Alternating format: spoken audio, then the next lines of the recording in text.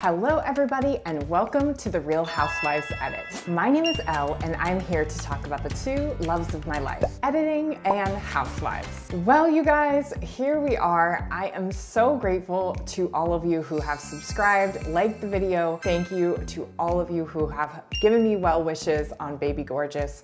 She is doing awesome. My other little ones are doing awesome. I'm having a great time right now. It's fall. I live in Los Angeles, so it's not like a real fall, but it's definitely beautiful, it's windy, it's cooler. I'm definitely a cooler weather person. We're about to get into holidays where I'm literally going to destroy my house with as many holiday decorations as possible. Holiday times for dreaming, all the fun things to plan. Is it just me? Let me know in the comments below. Today I'm going to be covering a scene in the recent Real Housewives of Potomac. It's sort of the tail end of the winery scene, you know, at the burn session, Wendy's burn session. But it was just such a fantastic scene to cover editorial wise. And instead of talking, I'll just jump right into it. Get out of here.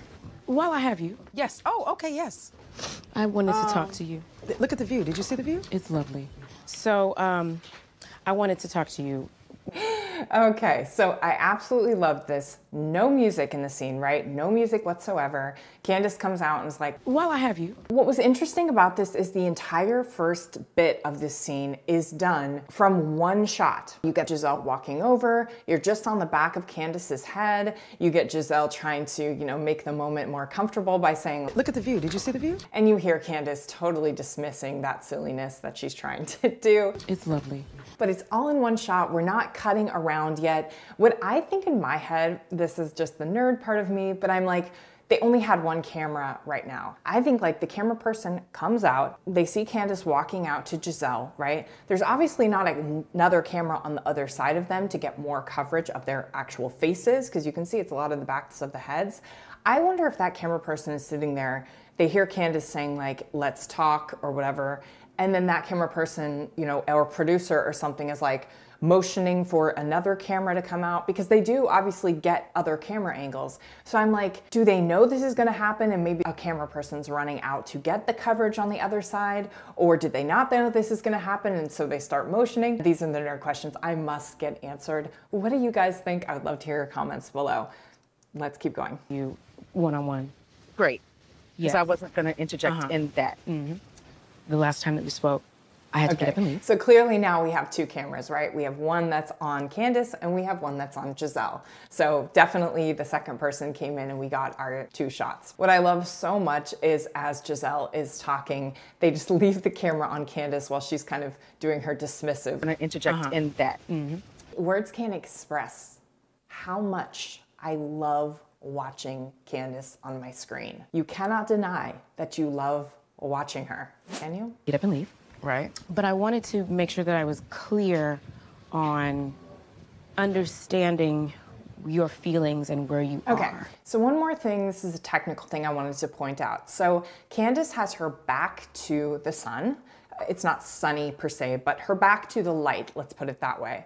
And Gizelle is facing the light. So you can see there's a clear disparity between the two of them. Candiace has her sunglasses on and she's almost in silhouette with how bright the background is. And then Gizelle has her face in more sun, a little bit is shaded on one side of her face.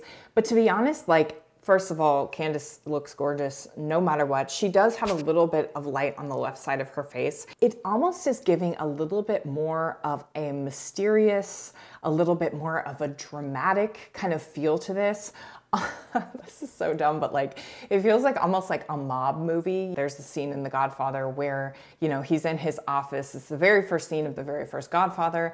And he's talking and all you can see are sort of like little tiny light coming in behind him. And I read something somewhere where their whole idea with that scene was like light is fighting to get inside the room, but it's so dark. I don't know why this is hearkening back to The Godfather right now. What a connection I'm making. But she's asking her some serious, pretty serious questions and being super serious and dramatic about it, and also like intimidating. So the fact that she has the light behind her, she's wearing this coat, she's wearing her sunglasses, there's just something very like, I don't know, powerful about this image to me versus Gizelle sitting on the other side, sort of like, We'll get into it. But anyway, I just wanted to point out the lighting disparity between the two of them with where the light is coming from on their faces. You are. You mentioned that you all went into your dressing room, you and Chris. Yeah. And you were uncomfortable. Right, correct. So what exactly made you uncomfortable? Okay, and what they're doing here too, because this is a conversation that's a bit serious, there's no music. Understanding your feelings and where you are. All we're hearing are the words being said, and also they're cutting back. Bang, bang. Candiace, Gizelle. Candiace asks a question, Gizelle responds. Candiace says something, Gizelle agrees or disagrees, right? So it's very much setting up a serious kind of tennis match between the two of them. No one is outmatched here. They both are very strong, although I would say Candiace definitely, I don't know, she has strength beyond, I just love her. Okay. Comfortable. I'm in a room with a man that does not belong to me. Right. And the door is closed. Right. And so I asked him to go outside, and he immediately did. That's it. And I thought you should know. So you're saying that he suggested that you all go talk in your room? Yes. Okay, so this isn't necessarily editing, but does anyone else feel like Gizelle is kind of backpedaling every single time she retells this story? It's gone from like, he made me feel uncomfortable and like got me in there when my glam wasn't there and he knew it, to like, we went in this room and then as soon as I said, let's go, he went. And I just want to make sure that he's not giving people the wrong idea. You know, when people know they're in the wrong, they start watering down the story and changing it and loosening it and like, you know, putting some Vaseline on the lens of it so it doesn't feel quite as harsh as it did at the beginning. And she's flipping it from like, I'm telling you something that made me feel uncomfortable to like, I'm telling you because I think you should know to tell him just in case other people get the wrong idea. I didn't get the wrong idea, but other people could. Like, it's all shifting perfectly the way a housewife, you know, shift should happen. He said that he asked you to talk and you suggested that you go to your room. I said, Gizelle, can we talk? And she said, yeah, let's go. So as this information is coming, as she started like, you know, dialing into Gizelle a little bit with this like, this is what was said and this is what I think happened and this is what he says happened, the music starts to kind of come in. And you suggested that you go to your room. I said, Gizelle, can we talk? Remember, it was totally silent up until this. The music is coming in to kind of get us feeling like, okay, like something's going to happen here. Some fight might ensue, new information might come up. What is going to happen? And they just go straight to a flashback of her talking to Chris where he says these things that she's saying. My room. So she suggested going to your room. 99% sure that that's how that went down. And when you got into the room, he said, should we leave the door open? There was nobody in there.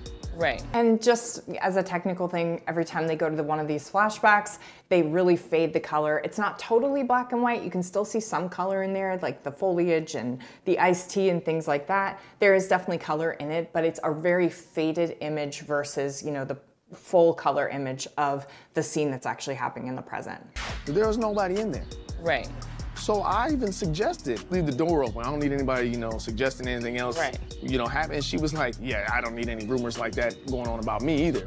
I don't recall him saying, if he said that, then he knew this was So inappropriate. just as a thing, they didn't have Candiace tell that whole story to Gizelle and then show the flashback.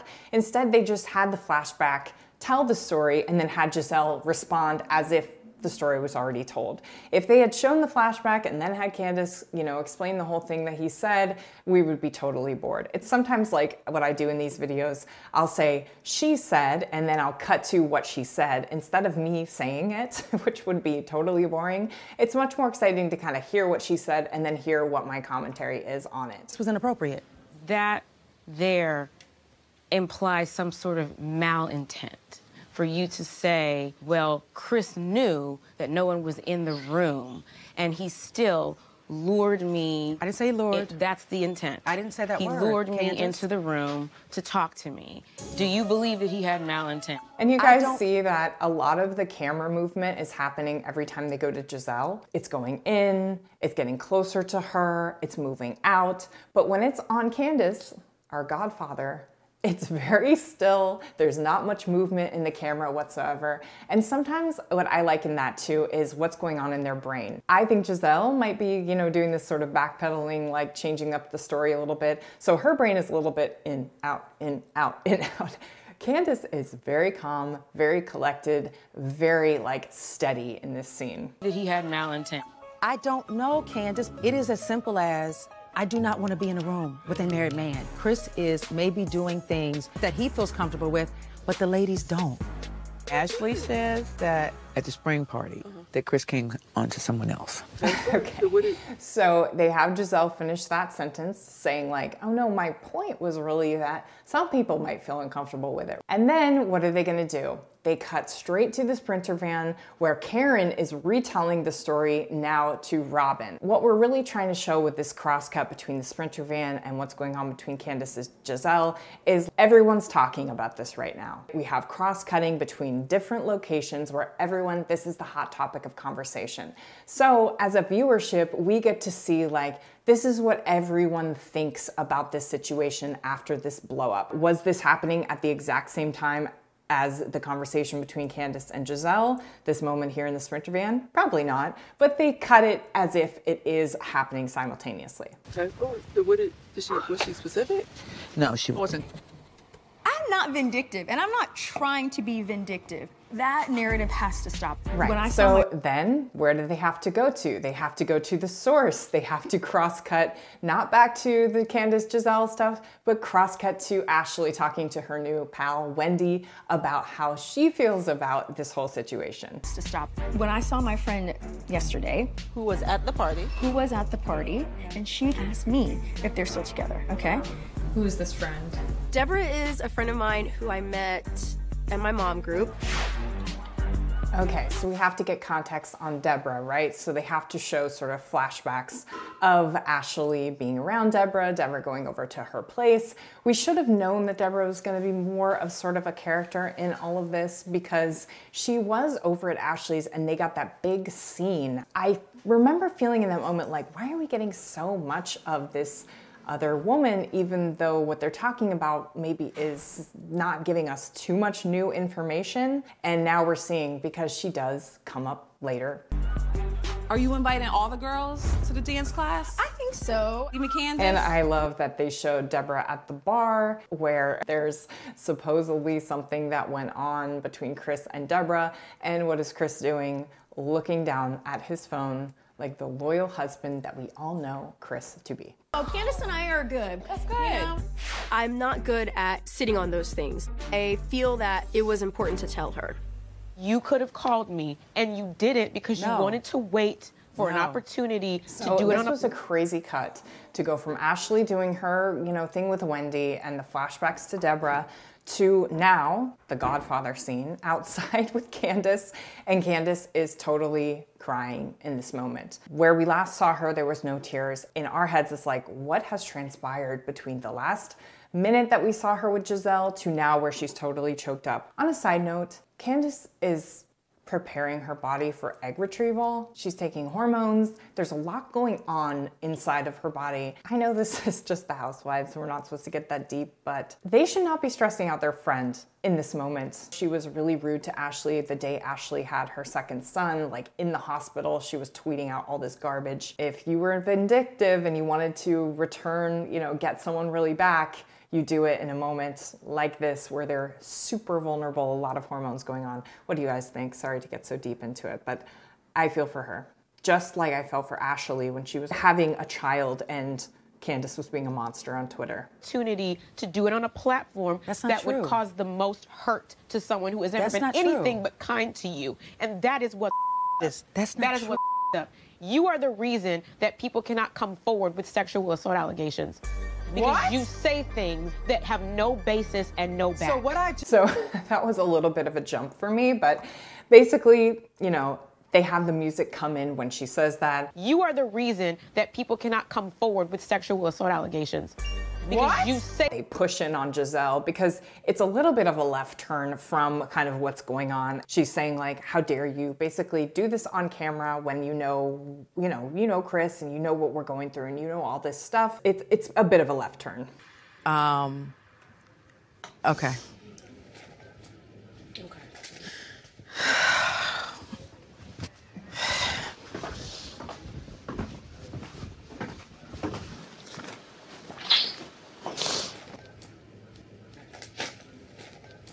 Okay, that was so amazing. So after Okay. Candiace says, it's like ASMR, like them collecting their things, sniffling. We see Candiace bring out her little, you know, sharp tissue. You hear Gizelle walking away and you hear her footsteps. It definitely reminds me of the scene in Real Housewives of New York when, you know, Alex McCord was running down the stairs. Just remind me of something that. Okay. What's going on? What's the matter? Luann, I would like to have a word with you when you're done. Okay. Really? What's wrong? Just the fact that they left in her, you know, clip-clopping her way out of that scene, it's just giving awkwardness, it's giving so much tension, there's no music, no nothing. They could have just cut right out of there, but they decided to leave that whole awkward exchange and then close up on this lone glass of wine just sitting in the middle of the table. All of those are choices. Those are some of the choices that the editors make in Potomac that make me just go, I just absolutely love them. It feels so real. It's how it feels like after some sort of uncomfortable conversation and then you like need to do something normal, like leave the room or collect your things or whatever. And you're like, gosh, can't I just walk out like they do in the movies or just can't we just cut out of this? But no, we see a really real moment is them like having to leave and together, no less. That's really it, you guys. That's all I wanted to cover in this scene.